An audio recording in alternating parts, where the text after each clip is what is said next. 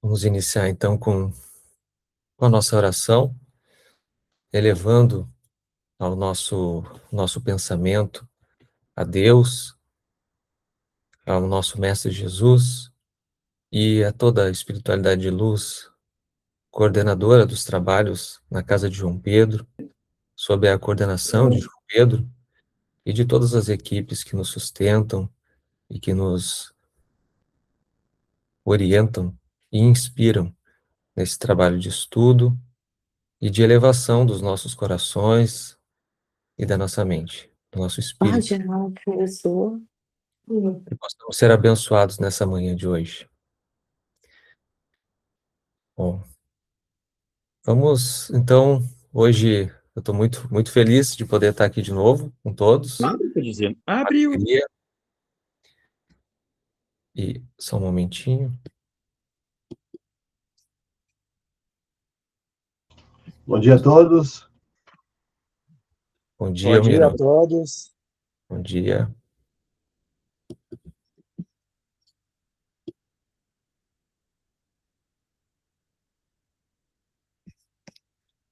Vamos dar início, então, à nossa reflexão de hoje.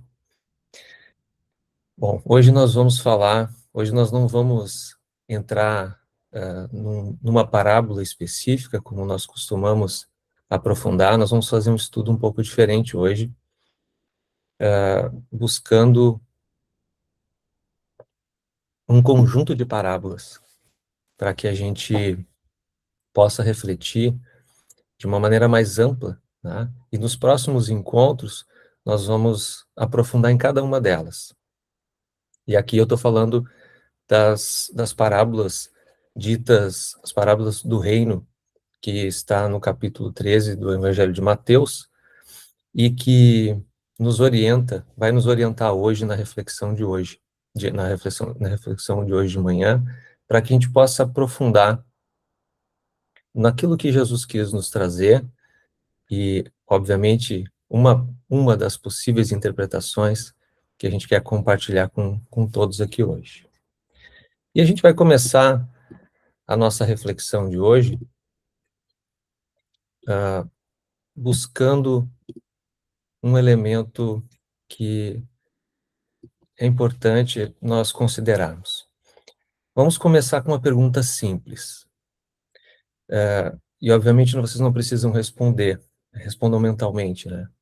Quem aqui, em algum momento, já fez uma viagem longa, uma caminhada, para fora de casa, para fora do seu ambiente, da sua cidade, da sua família, em busca de alguma resposta?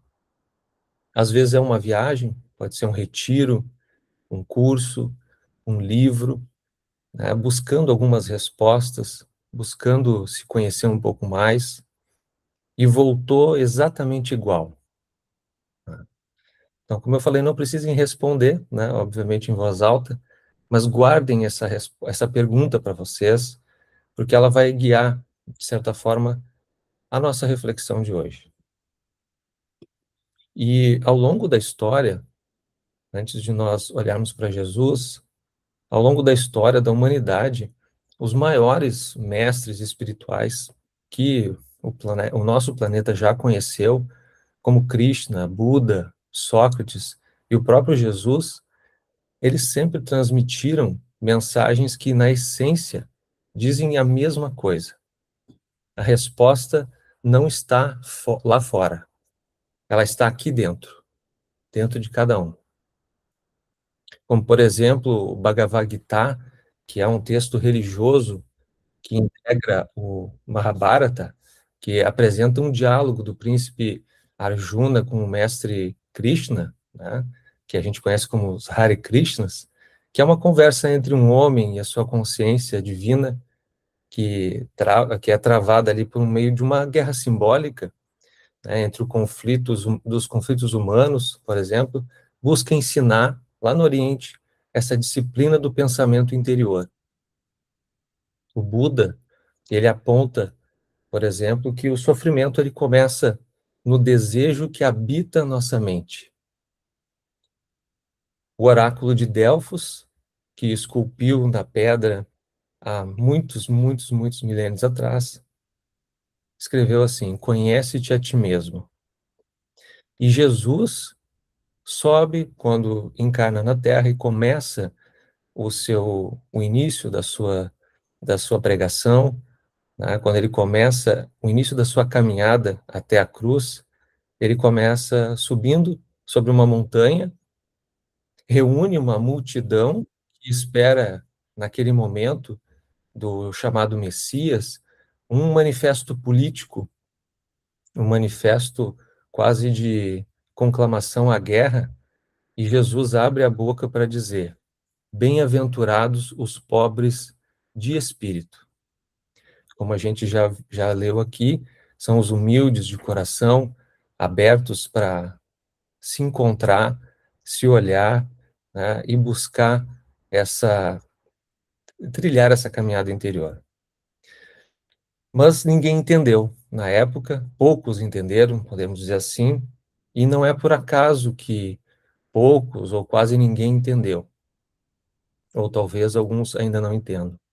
Porque entender essa mensagem, ou essas mensagens, né, exige uma coisa que nenhum de nós gosta de fazer. E realmente ela não é muito agradável, não. Que é olhar para dentro de si. Né?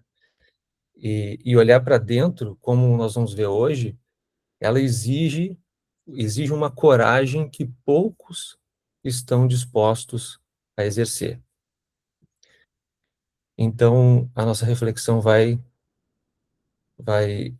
caminhar por meio dessa busca interior e desse ato de coragem que é entrar no próprio coração e na própria mente.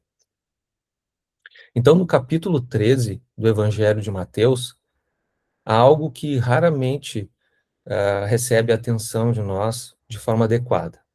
Jesus ali não conta uma parábola, ele conta 7 parábolas seguidas, uma atrás da outra, como se ele estivesse tentando, de todas as formas possíveis, fazer a mesma coisa entrar na nossa mente.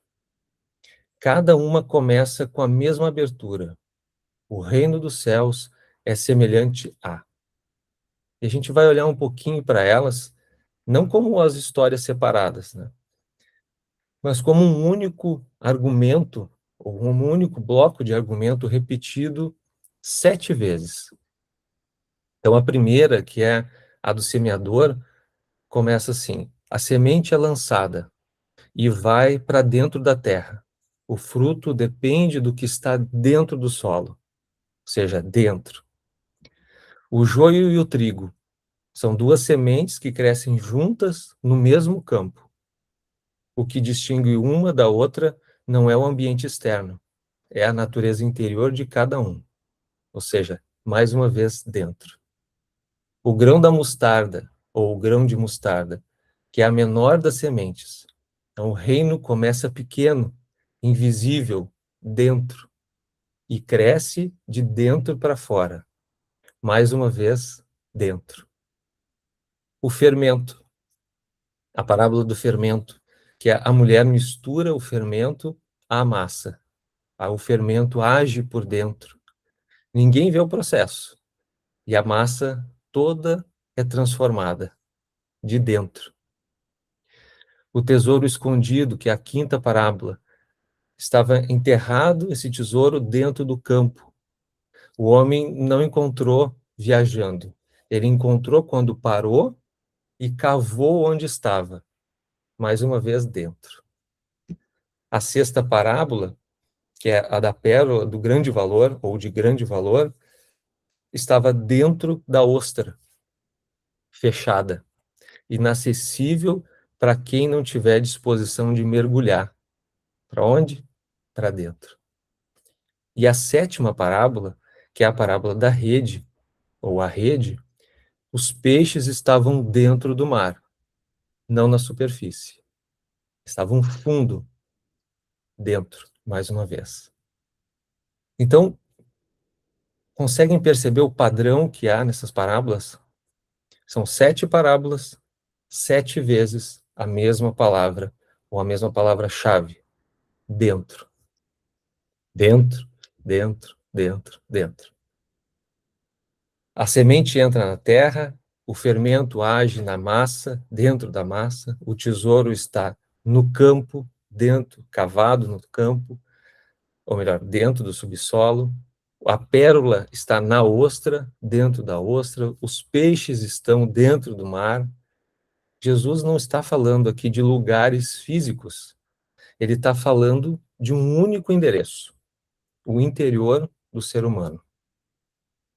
E o que aconteceu com essa mensagem que ele nos trouxe há mais de 2000 anos?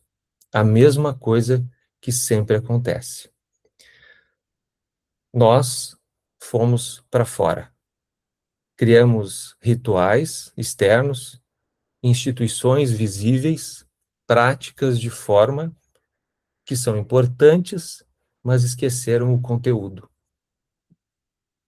É o mesmo padrão que acaba se repetindo em todas as tradições, do Oriente ao Ocidente. A mensagem é para dentro, mas o movimento vai para fora. Então nesse processo, chega João Batista, o precursor, e pregou a transformação interior. Mas ele criou o batismo como um símbolo de adesão, porque aqueles primeiros cristãos, ou melhor, aqueles primeiros adeptos, precisavam dessa manifestação física, esse símbolo de adesão, que era um mergulho no Rio Jordão. E o povo ficou com o símbolo e esqueceu a transformação. Então, eu mergulho na água, estou batizado, estou pronto. Né? Estou conectado com Deus. E esquece do interior. E aí chegou Jesus, entregou 7 parábolas sobre o interior, sobre viajar para o mundo interior, e o povo construiu o quê? Templos por fora.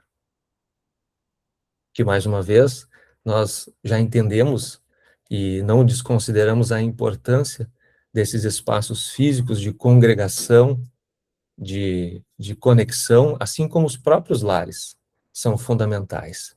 Mas se dentro de cada lar, se dentro de cada instituição não houver esse aprofundamento, essa transformação interior, toda a beleza, toda a estrutura aparentemente firme desse fora começa a ruir. E o problema, então, não é o templo. Tá? O problema é quando o templo substitui o trabalho interno que deveria nos motivar. E há uma razão para que esse desvio aconteça de forma constante na nossa vida. E é uma razão honesta, muito honesta. Porque olhar para dentro, muitas vezes, é assustador. Muito assustador. E é muito mais fácil a gente fazer uma viagem longa do que fazer uma travessia mais curta, ou uma das travessias, a travessia mais curta que existe, na verdade, que é a da cabeça para o coração, para o interior de nossa alma. É mais confortável nós organizarmos um evento externo, do que enfrentar o que está desorganizado dentro de cada um de nós. E é exatamente aí que entra o segundo eixo da nossa conversa de hoje, dessa reflexão. Vamos lá para 1971, quando Chico Xavier psicografou uma obra chamada Coragem, com mensagens de vários autores, né, com Emmanuel organizando e os demais espíritos. É uma obra de conjuntos de espíritos organizados por Emmanuel. E o livro foi publicado em agosto daquele ano, e passaram-se mais de 50 anos, né, até hoje, e o tema nunca foi tão urgente para todos nós. Antes da gente continuar nessa visão de coragem, é preciso fazer, na verdade, uma distinção do que o próprio Emmanuel faz no livro, que ele diz assim: coragem não é imprudência, né? Coragem não é imperícia e não é negligência. Essas, na verdade, são 3 formas jurídicas de culpa, que hoje a nossa forma jurídica tem de culpar, né? O que muitas vezes nós chamamos de coragem é, na verdade, uma ausência de critério, uma ausência de senso em relação à questão de imprudência, ou à imperícia, ou à própria negligência. Então, muitas vezes nós erramos em função disso, mas isso não tem a ver com coragem. Coragem verdadeira, segundo Emmanuel, nesse livro, é uma força serena e poderosa. Eu vou repetir. Ele diz que a coragem é uma força serena e poderosa. E ela opera em 3 dimensões. Né? Emmanuel separa essas dimensões na introdução do livro, onde ele diz assim: é preciso ter uma mentalidade corajosa, uma forma de ler a vida sem fugir dos fatos.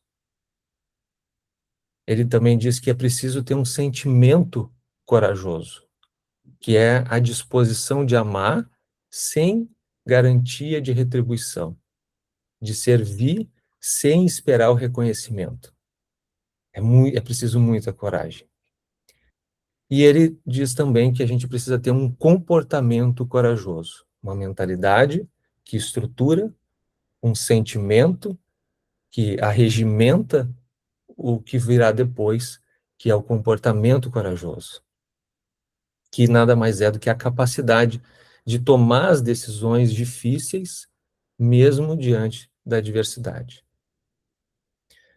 Agora vamos pensar, qual dessas 3 é exigida para a gente fazer a viagem interior que Jesus descreve nas 7 parábolas? As 3, né? Ao mesmo tempo. E esse é o desafio, não só para quem está encarnado, mas para quem está ou se apropriou dessa busca de transformação espiritual, se engajou verdadeiramente nisso. E aí nós precisamos de uma mentalidade corajosa para admitir que o problema que a gente, que você tem com o mundo, na verdade, pode, na verdade, ser um reflexo de algo que somos exatamente nós. E isso não é natural. Né? A tendência automática de cada um de nós é culpar o ambiente, culpar as circunstâncias e as outras pessoas. E nós precisamos de um sentimento corajoso para olhar para essas relações, para as nossas relações mais difíceis, aquelas que geralmente nós preferimos ignorar, e tratar elas como oportunidades de crescimento, não como cruzes para carregar. E esse é um dos grandes equívocos de interpretação. E nós precisamos também de um comportamento corajoso para sustentar esse olhar ao longo do tempo.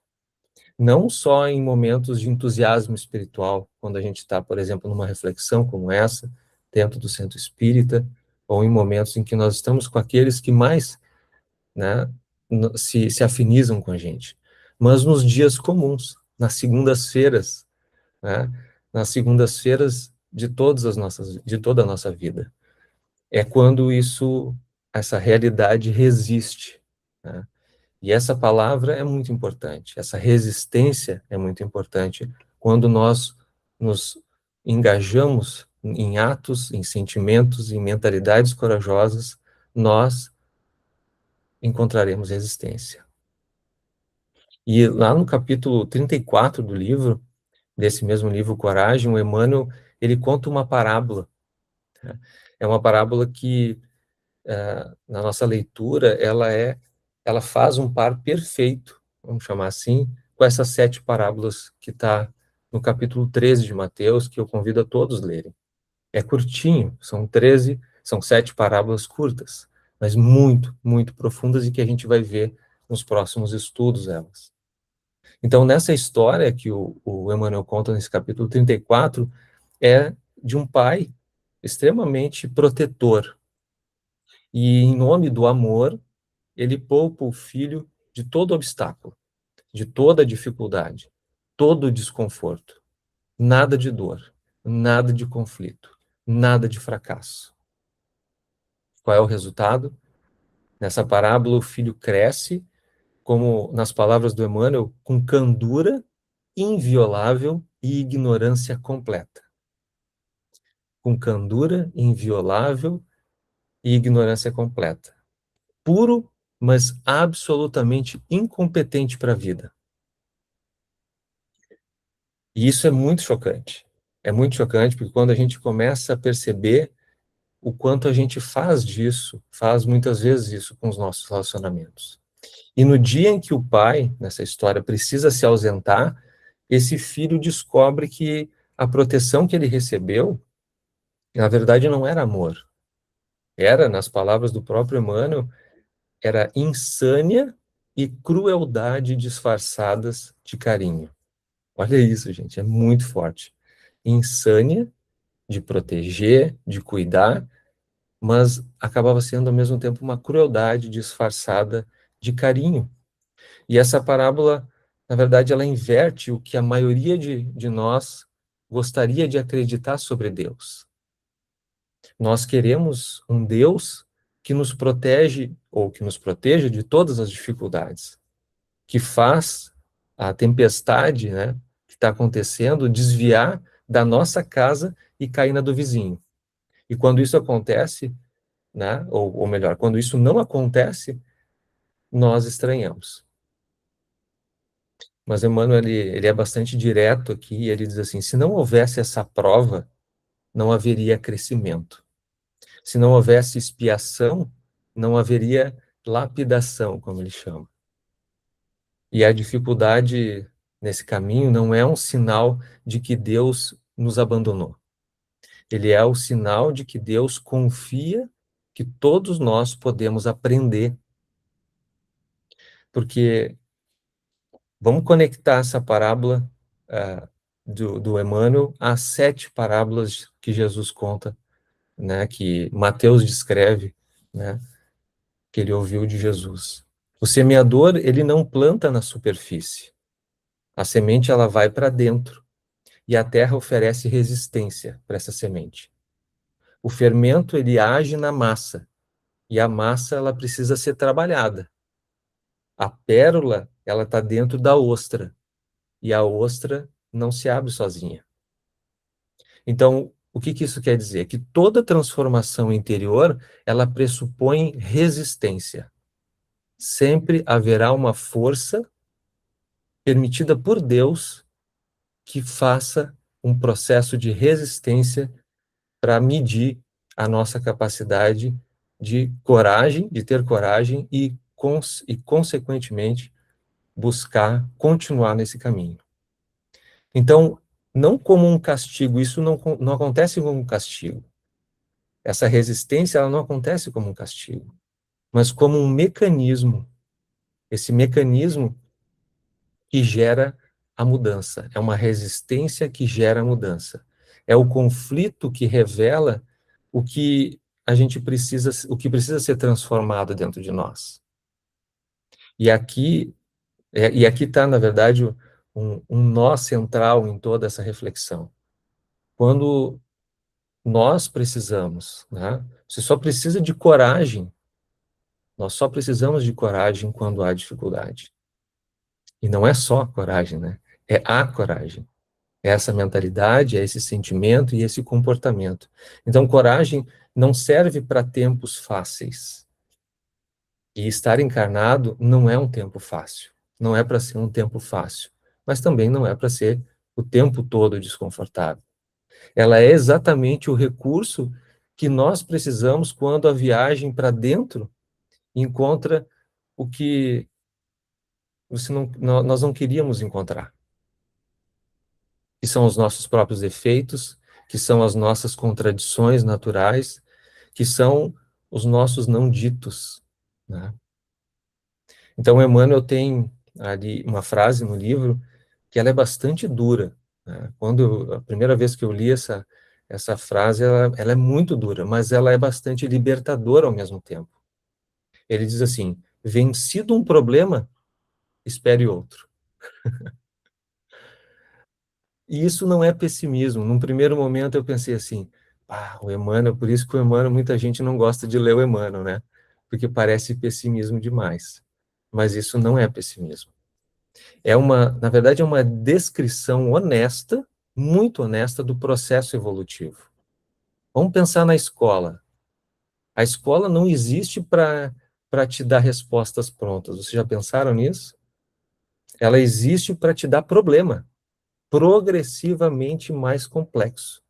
Então, na primeira tu tem um problema, na segunda série tu tem outros problemas mais difíceis, na terceira, assim vai até quem quer ir a um doutorado, um pós-doutorado.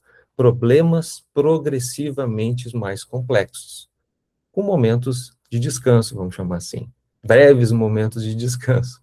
E cada problema resolvido amplia a nossa capacidade de enfrentar o próximo. Então, hoje, se vocês imaginarem os problemas que vocês enfrentaram há 10 anos atrás, muitas vezes, e superados esse problema, hoje, talvez você veja alguém, um filho, um parente, ou um amigo, enfrentando ele, e para vocês continua sendo uma dificuldade, mas não na mesma dimensão que é para aquela que está passando pela primeira vez. Então, a pergunta que fica não é quando que eu vou parar de ter problemas? Né? A pergunta possivelmente certa aqui é: eu estou crescendo com os problemas que eu tenho? Então, essa é uma pergunta que nos faz refletir. Né? Eu estou crescendo com os problemas que eu tenho? E Emmanuel, ele tem um segundo capítulo, né, que eu deixei aqui para esse processo de fechamento da nossa reflexão, que é o capítulo 10 desse mesmo livro, Coragem, e ele começa assim. Ele diz que a mente, a nossa mente, é a casa viva onde cada um de nós reside. Então, a nossa verdadeira residência é na nossa mente, que é fruto, né, da elaboração desse espírito que está encarnado, como nós estudamos sempre no Espiritismo. Então, isso quer dizer o quê? Isso quer dizer que nós podemos mudar de cidade, nós podemos mudar de emprego, nós podemos mudar de relacionamento, nós podemos mudar, inclusive, de casa física. Mas a casa que da sua mente, da minha mente, não tem CEP. Né? Nós carregamos ela para onde quer que a gente vá. E, e é nessa casa que mora tudo aquilo que essas 7 parábolas que está no Evangelho de Mateus, no capítulo 13, está tentando nos alcançar, está tentando alcançar. O tesouro que Jesus descreve não está num campo geográfico, está na nossa mente. A pérola de grande valor que está no fundo do oceano, está no fundo do oceano, está nas profundezas do que nós ainda não nos permitimos conhecer de nós mesmos. Então, a viagem para dentro, ela não começa com um método, com uma metodologia. E às vezes a gente busca, né? Não começa num curso, num livro, e muitas vezes a gente busca nisso.